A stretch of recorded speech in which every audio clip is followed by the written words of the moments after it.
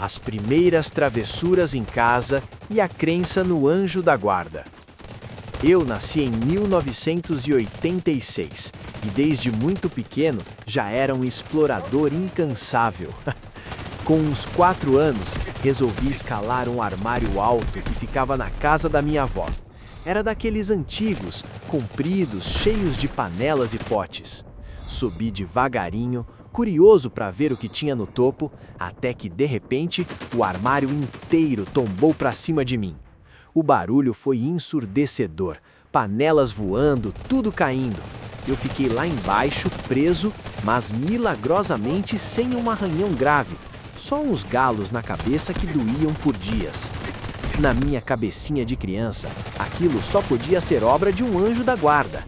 Eu acreditava piamente que ele havia segurado o armário, me protegendo.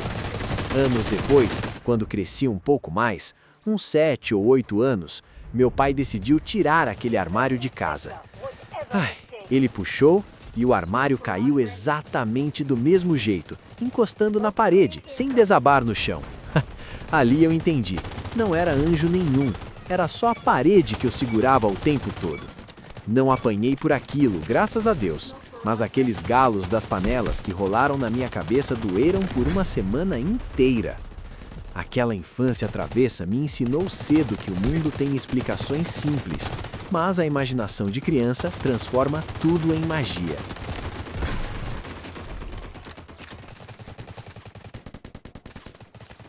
A bagunça épica na sala de aula e a vingança infantil. Já no ensino fundamental, por volta dos 10 anos, eu era o rei das travessuras na escola. Uma vez, numa tarde chuvosa, resolvi fazer uma fogueira bem no meio da sala de aula. Peguei uns papéis, palitos que achei no chão e risquei um fósforo escondido. As chamas subiram rapidinho, o cheiro de fumaça invadiu tudo. A professora viu, ficou vermelha de raiva e correu chamar a diretora. Enquanto ela saía, a turma toda se entreolhou e combinou. Ninguém ia abrir a boca. O sino para ir embora já tinha tocado há tempos, mas ficamos ali, sentados, em silêncio absoluto, esperando alguém ceder. Minutos se arrastavam como horas, até que um garoto, aquele típico dedo duro da classe, não aguentou e soltou. Foi o Tiago. Claro, chamaram meus pais na escola no dia seguinte. Fui suspenso por 10 dias inteiros, umas férias forçadas que na verdade foram um castigo chato em casa. Quando voltei, como eu voltei mudado. Ou não, fui direto na mochila daquele traidor, coloquei algo bem suspeito lá dentro, nada perigoso, mas o suficiente para levantar suspeitas. Depois, do banheiro da escola, liguei anonimamente para a polícia. Eles vieram rapidinho, revistaram, levaram o garoto para a delegacia para averiguação. Nunca mais o vi na escola depois disso. Foi até bom, de certa forma, evitou mais confusões. Mas olhando agora, com olhos de adulto, vejo como aquelas brincadeiras perigosas poderiam ter terminado bem pior. A infância nos faz impulsivos, né?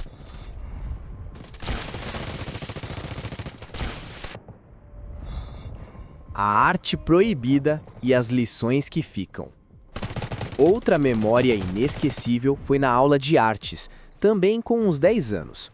O professor pediu para criarmos um desenho usando formas geométricas básicas, círculos, retângulos, triângulos, até aí tudo inocente. Mas eu, com minha mente criativa e um pouco safada, peguei 2 círculos grandes, um retângulo no meio e um triângulo em cima, e montei um desenho bem explícito de um giromba, como a gente chamava na época. Meus amigos ao lado viram, deram risada baixinho e, claro, não seguraram a língua. Contaram tudo pro professor. Ele me obrigou a cobrir com outras formas por cima, transformando aquilo em algo decente. Na aula seguinte, sozinho, tirei todas as camadas extras e deixei o desenho original aparecer de novo. Imagina se aquele trabalho fosse selecionado para uma exposição da escola. Eu estaria lascado, expulso na hora. Aquelas lembranças de escola, as travessuras, as punições, as risadas escondidas, moldaram quem eu sou hoje. O tempo passa voando, a inocência vai embora, mas as histórias ficam.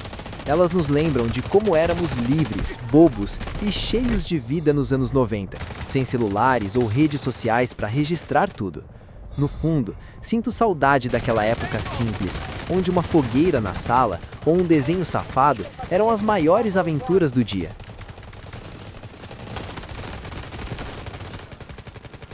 As lendas e travessuras do dia a dia. E nos anos 90 foram o palco perfeito para as maluquices da escola pública. O prédio antigo, com paredes descascadas e cheiro de merenda misturado com suor de recreio, era o nosso reino. Lembro vividamente de um dia em que a turma resolveu brincar com a lenda urbana mais famosa, a loira do banheiro.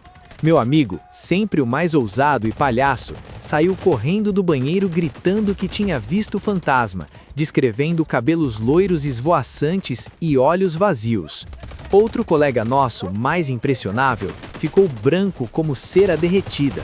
O rosto dele perdeu toda a cor, as pernas tremiam e ele começou a suar frio, passando mal de verdade.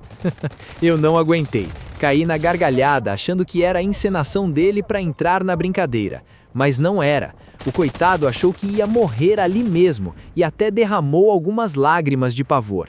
Naquela idade, lendas assim viravam realidade em segundos e a gente ria até a barriga doer, sem imaginar o quanto aquilo marcava. Teve também aquela vez no banheiro masculino que virou piada eterna. Um amigo entrou na cabine e deu de cara com uma cena nojenta. Alguém, provavelmente uma menina apressada do turno anterior, tinha deixado um presente enorme bem em cima da tampa do vaso, sem nem tentar esconder. Ele saiu dali aos berros, contando para todo mundo com detalhes exagerados. No dia seguinte, para se vingar de uma brincadeira boba que eu fiz com ele, me empurrou da cadeira no meio da aula de matemática. Caí estatelado no chão, livros voando e a sala inteira explodiu em risadas. Mas no fundo era só amizade de menino, zoação pura, sem mágoa.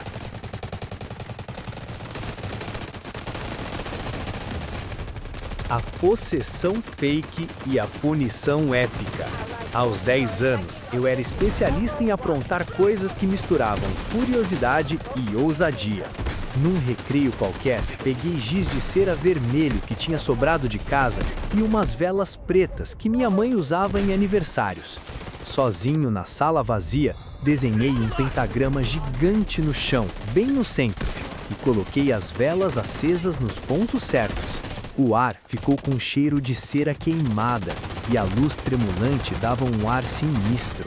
Quando a professora voltou com a turma, eu me joguei no meio do desenho, fingindo convulsões, olhos revirados, corpo se contorcendo e comecei a falar um monte de sons sem sentido, tipo línguas inventadas.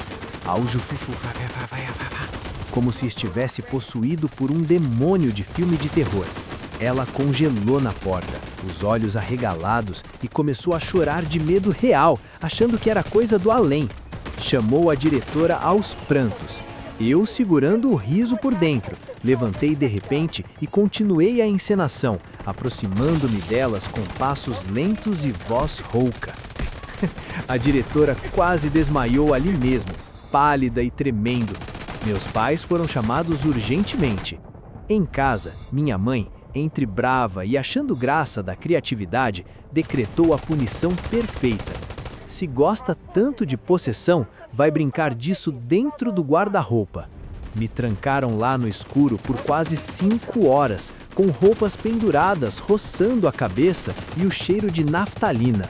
Saí de lá prometendo nunca mais, mas claro, no dia seguinte, já pensava na próxima ideia maluca. Aquela escola ensinava lições que nenhum livro conseguia. O limite entre brincadeira e consequência era fino como papel.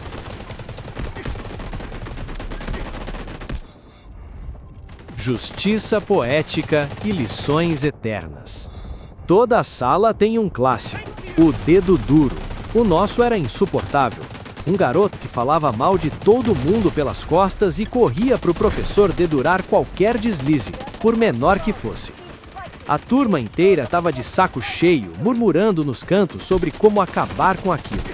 Um dia pedimos para o valentão da sala, o menino mais forte e temido, dar um corretivo leve. Ele só deu um tapa amistoso nas costas do dedo duro, mas o garoto se enfureceu como se tivesse sido agredido de verdade. Num surto de raiva, bateu com a palma da mão aberta bem em cima da mesa do professor. Só que ali estava um notebook novo dele, aberto e desavisado. O impacto trincou a tela inteira, linhas rachadas espalhando como teia de aranha. Quando o professor chegou, ligou o computador e viu a destruição. O dedo duro negou tudo, mas as provas estavam ali. Foi expulso na hora, sem apelação. A sala inteira comemorou em silêncio. Justiça feita pelas próprias mãos, ou melhor, pela raiva dele mesmo. Olhando para trás, da perspectiva de quem já passou dos 30, aquelas paredes da escola guardam o cheiro de giz fresco, o som do sinal tocando liberdade, as risadas ecoando no pátio e até os sustos que viravam histórias. O tempo voou. Travessuras que pareciam eternas, hoje são só memórias doces e agridoce. A escola não era perfeita, mas moldou quem eu sou. Um cara que ainda ri das loucuras da infância. E você? Qual foi a maior travessura ou lenda assustadora da sua escola nos anos 90 ou 2000? Conta nos comentários abaixo. Se essas memórias te fizeram sorrir ou lembrar dos velhos tempos, curte esse vídeo, compartilha com os amigos de infância que vão rir junto, comenta sua história e se inscreve no canal para mais nostalgias como essa. Vamos reviver essas épocas incríveis juntos!